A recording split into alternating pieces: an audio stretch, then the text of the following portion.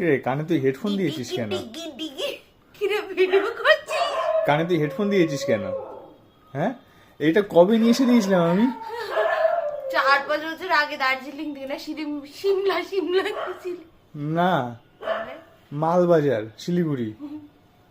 তো সেখান থেকে 4 বছর কোথায়, তারও বেশি, করোনা না আমার এটা 6 বছর আগে। আমার এটা পড়া হয় না কেন বলতো, কারণ আমরা যেহেতু বাইকে ম্যাক্সিমাম টাইম যাতায়াত করতাম তো হেলমেট পরা হতো, আর এখন তো ক্যাফেতে গিয়ে বসে থাকবো, ঠান্ডা লাগবে তাই।